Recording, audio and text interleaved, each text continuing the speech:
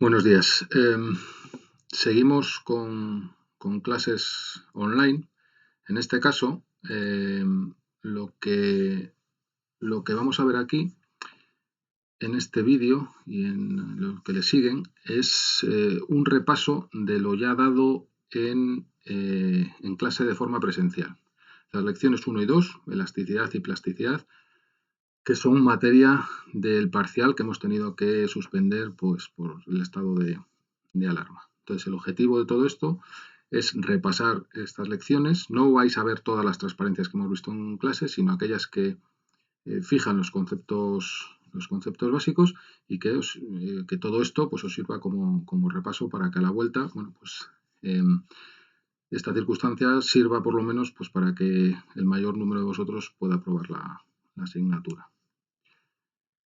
Como digo, no os voy a contar nada nuevo. Todas las transparencias las habéis visto en clase y he quitado un buen número de ellas. Lo que vemos aquí, insisto, conceptos básicos, los asuntos de demostraciones y ejercicios prácticos, eso no los vamos a volver a ver, ya los vimos de forma presencial. En todo caso, os recuerdo que todo el material de la asignatura lo tenéis en Moodle. Las transparencias, los ejercicios prácticos, los exámenes de otros años y los enlaces a los vídeos que voy subiendo. ¿De acuerdo? Bueno, conceptos que vamos a repasar en estos vídeos. Empezamos lógicamente por elasticidad y lo que vamos a ver son estos 8 conceptos que veis aquí, uno detrás de otro, y las ideas fuerza o los conceptos básicos que se os tienen que fijar para entender el resto de contenidos. En primer lugar, estamos hablando de elasticidad. Es el tipo de comportamiento de material más importante dentro de la ingeniería civil y que consiste básicamente en que un material sometido a unas fuerzas exteriores y por lo tanto a unas tensiones responde en forma de deformación y esas deformaciones desaparecen una vez que dejan de actuar las cargas exteriores y por lo tanto las tensiones. ¿De acuerdo? No es una propiedad absoluta, depende del material. Hay materiales que son elásticos, hay otros que no lo son, e incluso del rango de cargas aplicadas. Hay materiales que son elásticos para un determinado nivel de cargas que si se supera, pues dejan de comportarse de forma elástica. Entonces, insisto, elasticidad es el comportamiento elástico es el comportamiento de aquellos materiales que recuperan su forma original una vez que dejan de actuar las cargas que los han deformado previamente. Primer concepto. Ahora repasamos los conceptos de tensiones y deformaciones. Aquí lo que se está representando esta figura es un cuerpo material con una geometría arbitraria sometido a una serie de fuerzas exteriores y que está en equilibrio. Entonces, como bien sabéis, si un cuerpo está en equilibrio, todas sus partes están en equilibrio. Podemos cortar por un plano cualquiera, en este caso este que tenéis aquí, y cada una de las dos partes en las que queda dividido el cuerpo, pues está en equilibrio. Eso obliga a que en esta sección de corte tengan que aparecer fuerzas que equilibren a las fuerzas exteriores. Esas fuerzas están distribuidas por la superficie de corte. Y Cauchy fue el que estableció en su día el concepto de tensión. Tensión, que es algo que depende del punto y del plano de corte.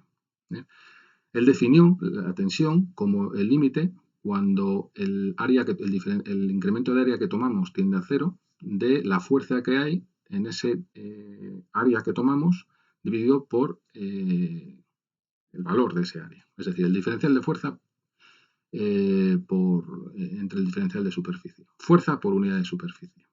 ¿De acuerdo? Eso es como debemos de entender. Las tensiones son fuerza por unidad de superficie. Y es lo que realmente determina si el material rompe o no. Una fuerza de 1 tonelada será mucho o poco en función de la cantidad de material que lo esté resistiendo. De tal manera que si yo trato de Imaginaos un bloque de 2 toneladas. Si yo lo intento colgar de un hilo de acero de 1 milímetro de diámetro, pues no lo va a aguantar. Esas 2 toneladas, si lo intento aguantar con una barra de acero de 5 centímetros de diámetro, pues lo va a aguantar sin problemas. Por lo tanto, no es la carga lo que determina si el material lo rompe o no, sino la tensión que genera esa carga en el material que está resistiendo. En definitiva, fuerza por unidad de superficie. Nosotros, esta asignatura no es resistencia a materiales ni cálculo de estructuras, como os comentaba en las clases presenciales, y nosotros vamos a ver estados tensionales muy sencillos. Nos interesa más que entendáis la respuesta del material que frente a unas cargas exteriores, que el que seáis capaces de determinar esas cargas exteriores, que es objeto de otras asignaturas y que es muy importante para vuestra formación como ingenieros civiles. Vamos a ver, por ejemplo, estados de tracción o compresión en los cuales las tensiones en una determinada sección, que va a ser siempre perpendicular a la línea de acción de la carga, pues se obtienen directamente dividiendo área entre superficie, como veis aquí. Fuerza entre área. Esta tensión es lo que denominamos tensión ingenieril, porque divide la fuerza entre el área que tenemos inicialmente. Ya sabéis que, claro, al tirar del material se reduce la sección resistente y, por lo tanto, el área cambia. Si nosotros dividiésemos la fuerza entre el área que hay en cada momento, tendríamos la tensión en variables reales. Pero eso lo vemos en la lección 2. Aquí, de momento, dividimos, tenemos en cuenta las dimensiones originales del problema. Otros ejemplos que generan tensiones normales, pues la flexión, muy importante en ingeniería civil, porque es la carga predominante en vigas. Aquí tenemos una viga con una carga en centro luz que en la sección más solicitada, la propia sección de centro luz, la sección central, pues me genera un flector igual a la fuerza por L, la distancia entre apoyos, entre 4. Bueno, eso, como bien sabéis, genera una distribución lineal de tensiones, contracciones abajo y compresiones arriba, que siguen la ley que veis que tenemos aquí en la transparencia. ¿De acuerdo? Esto lleva asociado también que cuando el flector cambia, cuando no tenemos un flector constante a lo largo de la viga, pues aparecen cortantes. Los cortantes, la ley de cortantes, de hecho, es la derivada de la ley de momentos con respecto a la longitud de la viga. Bueno, estas tensiones cortantes están en el plano de la sección, actúan en el plano de la sección y no me generan alargamientos, sino que me generan distorsiones angulares, que ahora veremos lo que es. Entonces, tensiones, recordad, tensiones son fuerzas por unidad de superficie que pueden ser normales al plano de corte o estar en el plano de corte. Por otra parte, tenemos deformaciones. Cuando unas cargas actúan sobre una estructura, aparecen tensiones en el material y, como consecuencia, el material se deforma. ¿Y a qué llamamos deformación? En una determinada longitud, lo que se alarga esa dimensión, esa longitud, entre lo que mide inicialmente. De nuevo, esto es la definición ingenieril de la deformación. Si en vez de dividir por L sub 0 la longitud inicial, dividiésemos por la longitud que hay en cada momento, obtendríamos la deformación en variables reales. Bueno, esta definición, como os dice aquí, es válida cuando el alargamiento es muy pequeño con respecto a la longitud inicial. Es decir, cuando estamos trabajando en pequeñas deformaciones, que en la gran mayoría de las aplicaciones de ingeniería civil, pues es así y no hay que preocuparse de más. Si no, hay que ir a la definición incremental que definió el propio Cauchy, que dice que el diferencial de epsilon es igual al diferencial de L entre L. Bueno, una notación más matemática.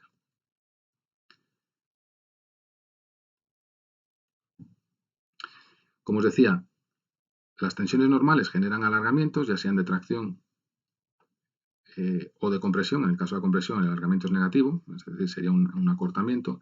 Cuando tenemos tensiones, fuerzas que actúan en planos paralelos y direcciones opuestas, como la que veis ahí, esa fuerza que actúa en ese cubo según el plano superior, en la dirección del plano superior, Eso no genera alargamientos, lo que genera es distorsión angular. La gamma esta que tenemos aquí. Esto es la distorsión angular. Las deformaciones tienen que ser obviamente compatibles con los desplazamientos que hay en el medio material. Bueno, ya sabemos lo que son las tensiones, ya sabemos lo que son las deformaciones. Lo que vamos a ver en el siguiente punto, lo que vamos a repasar, es lo que es el tensor de tensiones y deformaciones. Vamos a pensar que no todos son vigas en el cálculo estructural o en el cálculo tensional, sino que podemos tener geometrías todo lo complejas que queráis. Entonces, si queremos saber las tensiones en un punto, hay que saber que en ese punto, primero hay que determinar los puntos que son críticos y después dentro del punto los planos, aquellos planos en los cuales la situación tensional es más crítica. Eso lo podemos conocer a través de lo que se denomina el tensor de tensiones. De tal manera que el tensor de tensiones sería este término de aquí. De tal manera que una vez que sabemos que queremos calcular la tensión en un punto P según un plano de corte definido por el vector unitario normal n, esto sería el vector tensión en ese plano, no tenemos más que multiplicar ese vector unitario normal al plano de corte por el tensor de tensiones. Y nos da un vector que sería la tensión en ese punto, que tendrá una orientación y un módulo.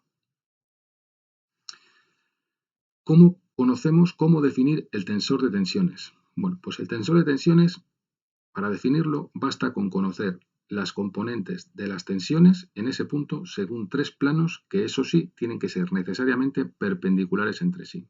No vale determinar las tensiones según tres planos cualesquiera, sino que esos tres planos tienen que cumplir la condición de que sean perpendiculares entre sí. Fijaos en este medio material en el cual queremos conocer el tensor de tensiones en este punto P. Cortamos por tres planos perpendiculares, como los que veis aquí. Aquí hemos dado cierta dimensión al punto. Y una vez que conocemos en cada plano la tensión normal y las tensiones cortantes según los ejes X1, X2 y X3, como veis aquí, en cada plano tenemos tensión normal y las dos componentes del cortante. Bueno, pues una vez que conocemos todo esto, hemos definido el tensor de tensiones según estos tres ejes coordenados. Y a partir de ahí vamos a poder calcular, ahora sí, la tensión en ese punto según cualquier otro plano de corte, sin más que multiplicar el tensor de tensiones, que como vamos a ver es una matriz 3×3, por el vector unitario asociado al plano de interés. Bueno, aquí tenéis, hemos utilizado antes la notación científica para definir las componentes de las tensiones según los tres planos de corte. Podemos utilizar la notación ingenieril, en la que ya se da sentido físico a estas componentes y hablamos de sigma x, sigma y, sigma z serían las tensiones normales y tau xy, tau xz y tau y z serían las tensiones tangenciales. ¿De acuerdo? Bueno, este tensor de tensiones, como veis, es una matriz 3×3. Y una cuestión importante que vimos en clase y que no vamos a volver a tratar aquí es que el tensor de tensiones, al establecer las condiciones de equilibrio, se demuestra que es simétrico. Es decir, tau xy es igual que tau ix. Igualmente, tau xz es igual que tau zx. Y tau iz es igual que tau zi. Y hay un error, esto debería ser tau zi. De tal manera que hay 6 términos. Son necesarios 6 términos, estos 6 términos para definir, 6 componentes para definir el tensor de tensiones.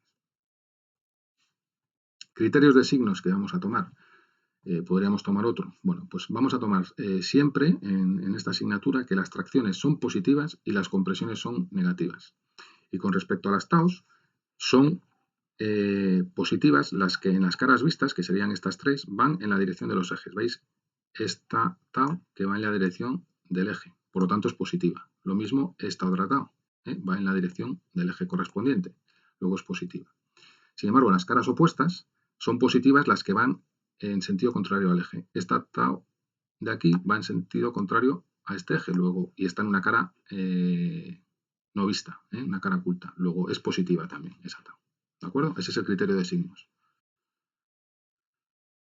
Bueno, aquí tenéis una aplicación clara de lo que veis en álgebra en el primer curso del grado, cuando diagonalizáis matrices. Nosotros ahora lo que tenemos es un tensor de tensiones, que es una matriz 3×3. Bueno, pues esa matriz se puede diagonalizar. Cuando diagonalizáis, los términos que aparecen en la diagonal, estos términos de aquí, son lo que en álgebra llamáis autovalores y que aquí tienen sentido físico. Son lo que se denominan tensiones principales.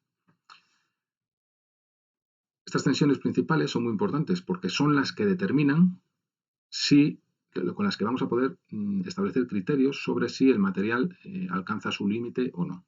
De hecho, suponiendo que sigma 1, sigma 2 y sigma 3 van ordenadas en valor, sigma 1 sería la mayor tensión positiva y sigma 3 sería la menor tensión positiva o la mayor tensión negativa, sigma 1 es la mayor tensión que actúa en el material. Y sigma 3 sería la menor tensión que actúa en el material. ¿Vale? Y una cuestión importante, fijaos, vamos a seguir dándole sentido físico a todo esto. Sigma 1 viene sin taos. Viene sin taos. Esto es 0 y esto es 0. ¿Eso qué quiere decir? Que no va acompañada de tensiones cortantes. Es decir, existen tres planos cuyos vectores normales van en las direcciones de unos ejes x' y z', según los cuales, si cortas por esos planos, no hay tensiones tangenciales, solo actúan tensiones normales. Y esas tensiones son además las tensiones principales. Entonces, insisto, tenemos un tensor de tensiones que vamos a poder diagonalizar obteniendo de ahí las tensiones principales. Y la dirección según la cual actúan esas tensiones principales, que serían los ejes x' y z', son las direcciones principales, los autovectores que calculabais en álgebra. ¿De acuerdo?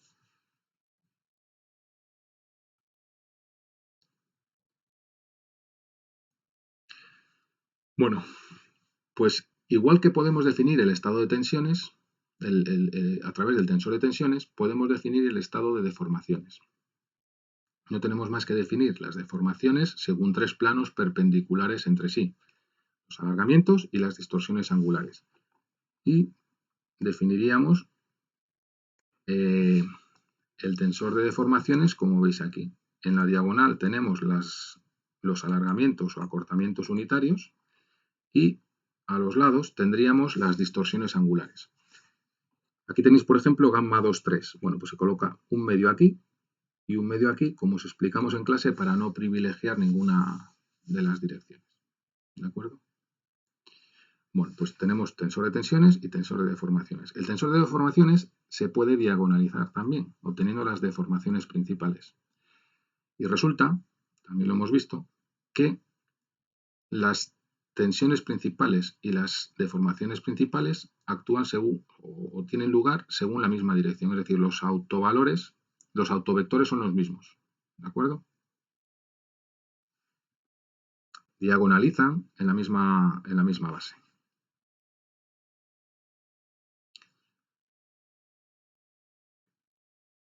Bueno, conocemos las tensiones, conocemos las deformaciones, pero sabemos que para una misma tensión no todos los materiales se deforman lo mismo. Luego tenemos que ser capaces, como ingenieros, de establecer la relación que hay entre la tensión que se aplica en el material y la deformación que finalmente se produce, que lógicamente tiene que depender del material. Entonces empezamos viendo lo que sería un ejemplo muy sencillo, una barra sometida a una tensión uniaxial, tratando de determinar la relación que existe entre tensiones y deformaciones. Y si estamos en un medio elástico lineal, esa relación viene dada por la ley de Hooke, sigma igual a E por epsilon. La ley fundamental de la elasticidad lineal, la ley de Hooke, nos relaciona la tensión aplicada con la deformación que se produce en el material, a través de una constante, el módulo de elasticidad, que es una propiedad del material. Como bien sabéis, La tensión es fuerza entre área y la deformación es incremento de L entre longitud inicial. Por lo tanto, de esta ley de Hooke podemos establecer lo que se alargaría la barra del ejemplo anterior. ¿Vale?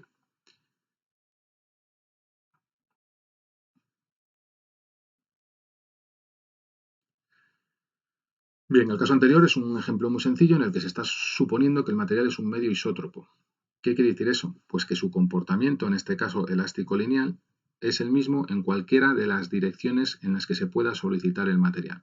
En esos casos, el comportamiento elástico del material se define a partir de dos únicas constantes elásticas, el módulo de elasticidad o módulo de Young y el coeficiente de Poisson.